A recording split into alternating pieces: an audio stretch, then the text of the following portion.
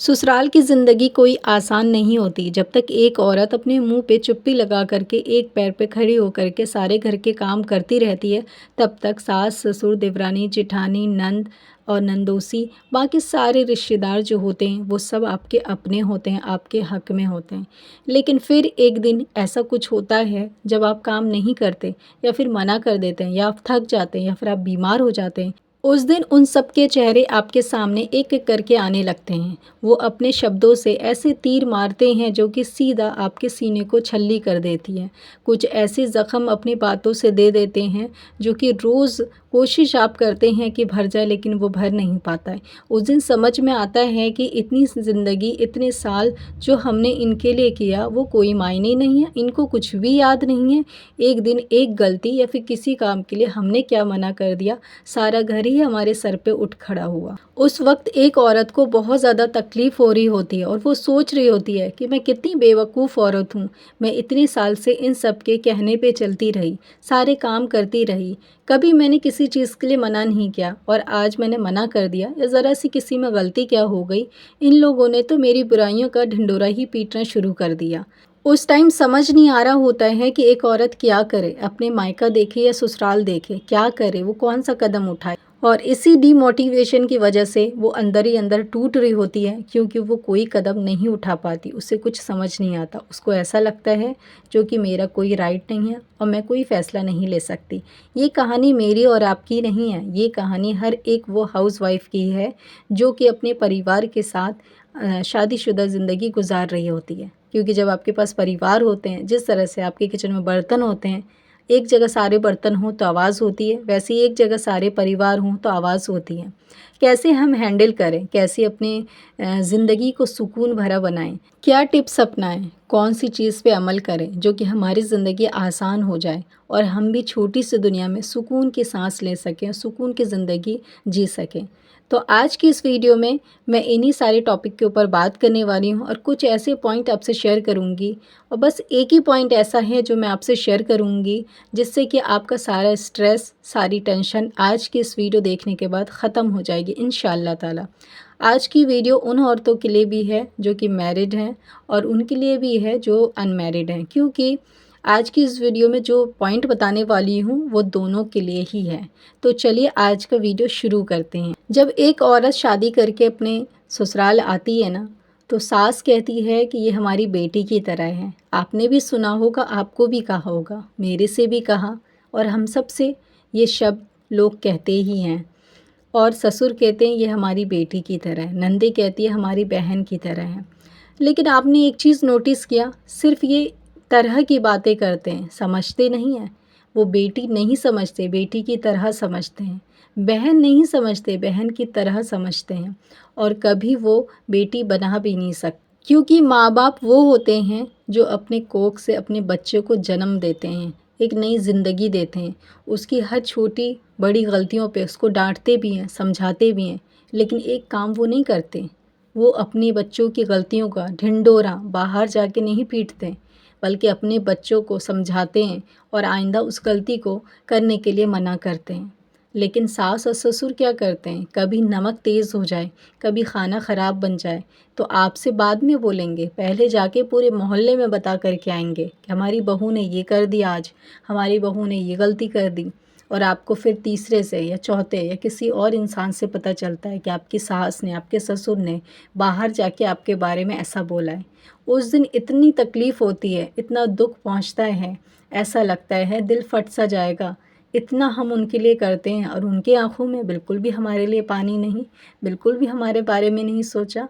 अगर वो हमें अपनी बेटी की तरह समझते, बेटी समझते, तो कोई बाप ऐसा करता है, कोई माँ ऐसी करती है क्या? माँ-बाप का मुकाम तो ये है कि माँ-बाप की बेटी अगर किसी लड़के के साथ भाग के चली जाए ना, तो माँ और बाप फिर भी अपने मुँह से उस भागी हुई बेटी की बुराई नहीं कर सकते, क्योंकि उससे उन्होंने पैदा किया है, ज़िंदगी दी है। एक बेटा चोर हो, चकार हो, कितना भी बड़ा गुंडा हो, लेकिन माँ-बाप उसकी बुराई अपने मुँह से नहीं कर सकते, क्योंकि वो उसी की औलाद है। कैसे करेगा? क्योंकि मोहब्बत होती है। तो ये होती है माँ-बाप की पहचान। माँ-बाप कभी अपने बच्चों की गलती के लिए दूसरों को नहीं बताते, बल्कि बच्चों को समझाते हैं और सिखाते हैं। लेकिन सास ससुर सिर्फ हमें लफ्ज़ों से और ये बात बोलते हैं कि वो हमें बेटी की तरह समझते हैं, मानते हैं, इज़्ज़त देते हैं। लेकिन सही मायने में हकीकत यही है कि वो बेटी की तरह समझते हैं लेकिन मानते नहीं हैं। अगर मानते तो कभी हमारी गलतियों के बारे में किसी और को जाके नहीं बताते, हमें बताते, हमें समझाते, हमें सिखाते, जैसे वो अपनी औलाद को सिखाते हैं। लेकिन माँ बाप की जगह ना कोई नहीं ले सकता। एक चीज़ तो समझ में आ चुकी है शादी के बाद कि ससुराल वाले जो होते हैं, सास ससुर नंद, ये सब नाम के रिश्ते होते हैं। सिर्फ ये सारे रिश्ते जब तक अपने हैं आपके, जब तक आप इनके कहने पे चलते हैं, वो जैसा कहें वैसा आप करते हैं तो सब अच्छा। लेकिन एक दिन अपनी मर्ज़ी का आपने कर लिया या उनकी मर्ज़ी का आपने मना कर दिया, उस दिन ये सारे लोग अपना मन बदल लेते हैं और आपके ख़िलाफ़ बुरा सोचना शुरू कर देते हैं और बुरा कहना शुरू कर देते हैं। उस टाइम इनको याद नहीं रहता कि आपने इनके लिए क्या-क्या किया, आपने इनके लिए कितनी कुर्बानियाँ दी। आप बीमारी में उठ कर के नाश्ता बनाए, आपने अपना ख़्याल नहीं रखा, रात दिन एक कर दिया इनकी सेवाओं में, लेकिन इन्हें कुछ याद नहीं रहता। अब मैं आपको बताऊंगी कि इस्लाम में रिश्तों की क्या अहमियत है। सबसे पहली चीज़ मैं आपको बताऊंगी कि ससुराल वाली जो ज़िंदगी होती है, इसमें सबसे ज़्यादा इम्पॉर्टेंट एक औरत को अपने बच्चे और शौहर के लिए कहा गया है। आपको अपने शौहर का सबसे ज़्यादा ख़्याल रखना चाहिए। फिर सास ससुर की खिदमत हम क्यों करते हैं या क्यों करना चाहिए? क्योंकि ये जाने एक अखलाक है। सास ससुर जो होते हैं ना, वो हमारे हस्बैंड के जो है पेरेंट्स होते हैं। उनकी सेवा करना, देखभाल करना, ये अखलाक में आता है। एक अच्छी औरत जो होती है, उसके अखलाक अच्छे होते हैं तो वो सास ससुर की सेवा ज़रूर करेगी।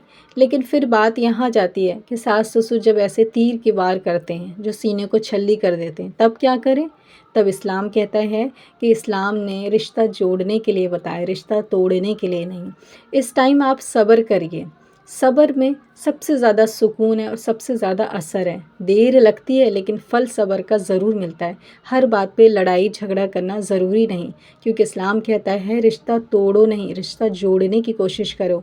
इस्लाम कहता है अगर सामने वाले बंदे से लड़ाई हो जाए, 2 दिन वो बात ना करे, तीसरे दिन आप उसे खुद जा कर के उससे बात कर लो। गलती अगर आपकी नहीं हो, आप माफ़ी मांग लो। आपकी गलती नहीं भी थी तो भी माफ़ी मांग लो और उससे बोल लो और बात कर लो उससे। तो इससे हमें ये समझ में आता है कि हमें सास ससुर से नाराज़ भी नहीं रहना, ना ही उनकी किसी बातों का दिल में लेकर के कीना रखना है, ना ही उनसे हमें लड़ाई झगड़ा करना है और ना ही कोई बात को लेकर के दिल में कीना रखना है। फिर हम उनको या उनकी बातों को कैसे हैंडल करें, इसके लिए आप सब्र करिए। सबसे ज़्यादा आप सब्र करिए, सब्र का फल ज़रूर आपको मिलेगा। और दूसरी बात मैं आपको बताने जा रही हूँ जो बहुत ज़्यादा इम्पॉर्टेंट है।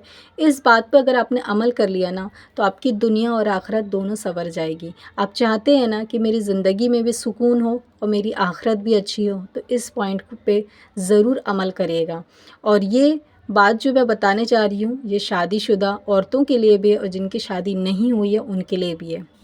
जब भी आप नमाज़ पढ़ें या दिन में, सिर्फ़ अल्लाह से इतनी ही दुआ करिए। आपकी शादी हो गई है तो भी, शादी नहीं हुई है जिनकी, वो अल्लाह से ये दुआ करें कि उनका शौहर जो हो बस लॉयल हो, उनके साथ हो, उन पे ट्रस्ट करने वाला हो, उन पे भरोसा करने वाला हो। यकीन मानिए जब आपका शौहर आपके साथ होता है ना, साथ खड़ा होता है ना, आप पे ट्रस्ट करता है, आपके लिए लॉयल होता है ना, तो सारी दुनिया, उनके माँ बाप क्या, सारी दुनिया भी आपके अपोज़िट हो ना, तो कोई आपका कुछ भी नहीं बिगाड़ सकती है। लेकिन जब आपका शौहर ही आपके साथ नहीं होता, वही आपको नहीं समझता, वही आपको रिस्पेक्ट नहीं देता, इज़्ज़त नहीं देता, तो फिर सारी दुनिया अच्छी हो लेकिन फिर भी आपकी ज़िंदगी जहन्नम बन जाती है।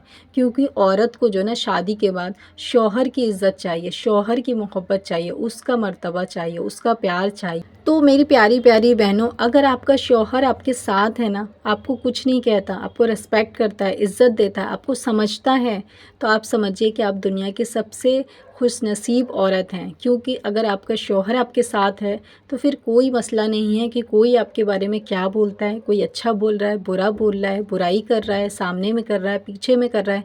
आप सब्र करके काम करते रहिए, उन सारी चीज़ों को इग्नोर कर दीजिए। क्योंकि हदीस में आता है कि शादी के बाद एक औरत की ज़िम्मेदारी बस उसका शौहर है। अपने शौहर को खुश रखिए, उसका कहना मानिए, वो जो कहता है वैसे रहिए, जैसे वो चाहता है वैसे करिए आप। और अपने शौहर के कहने पे चलिए। अपने शौहर के अंदर ट्रस्ट बनाइए अपने लिए कि वो आप पे ट्रस्ट करे, यकीन करें, भरोसा करें। और आप नमाज़ पढ़िए, अल्लाह से दुआ करिए कि आपका शौहर आपके साथ हो और हमेशा आपके साथ हो। मैंने अपनी ज़िंदगी में वो भी किस्सा देखा कि जब एक औरत का शौहर उस पे यकीन नहीं करता, उसकी जेठानी ने उसे कोई बात कही और शौहर फ़ौरन आया। ये मेरे घर के सामने का ही एक वाक़या है जो कि बिल्कुल सच है।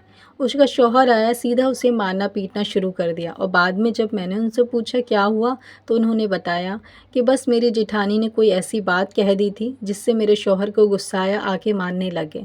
मैंने कहा ये तो बहुत गलत बात है, आप उनकी बीवी हैं, आने के बाद उनको आपसे पहले पूछना चाहिए कि ये जो फ़लाना फ़लाना बात हुई थी, ये सच है कि झूठ है?